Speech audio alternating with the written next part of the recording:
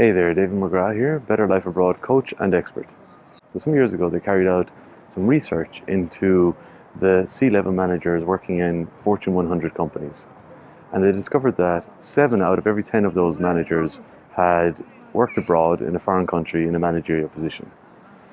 So it bodes well that if you want to progress in your career as a manager, that you might work abroad in a foreign country as a manager. However, in saying that, managing abroad in a foreign country is not for everyone because it's not easy.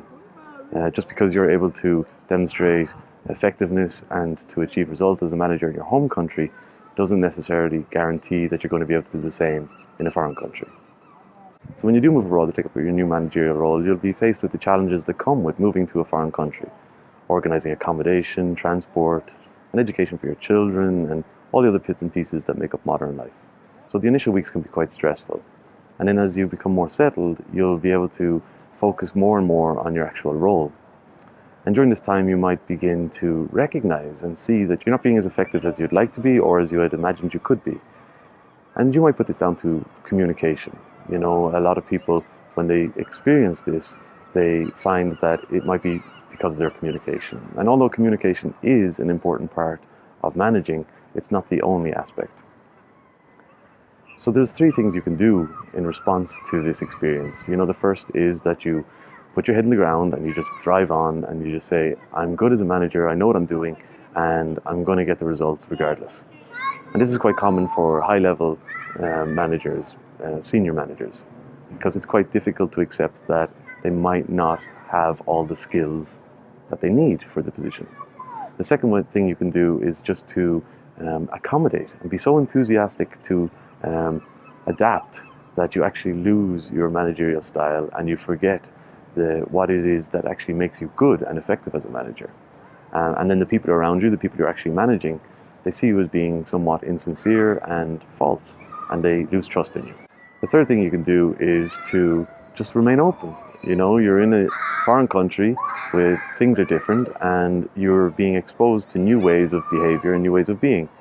So you can't expect to have all the answers and all the solutions. You can acknowledge that you're a good manager and you have the skills, otherwise you wouldn't have gotten the position. However, you're going to have to remain open to learning. And the people who are going to teach you are the people you're managing. So this is what makes it quite difficult, because it puts you in a position which can make you feel somewhat vulnerable. But in fact, this vulnerability is your power. So there's some core challenges that managers abroad face. As we discussed, communication is quite an important aspect of managing. And communication can be broken down into different areas. The core being language.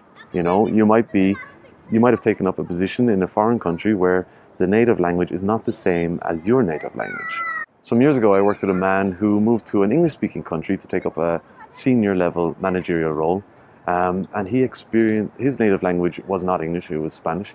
And he experienced a huge lack of security. His confidence just fell, and it left him in a position where he couldn't be as effective as a manager as he had wished. So language is quite important in this aspect, but even if your language is the same, the way that you use your language can be quite different, especially in writing.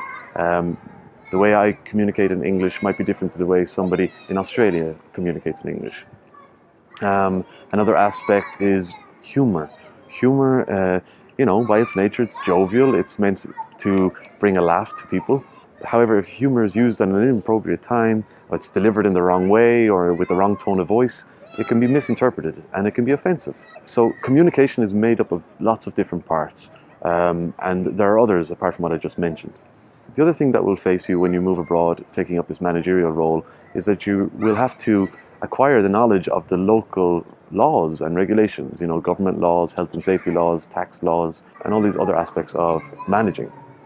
And when you're in your home country, you did this organically, you know, from the beginning you were always constantly learning. But now you're right there in the deep end, you have all these responsibilities, and you're also going to have to acquire the knowledge to be able to work within the regulations of that country. And then, as is normal when you move to a foreign country, you're going to have to come to terms with the local culture.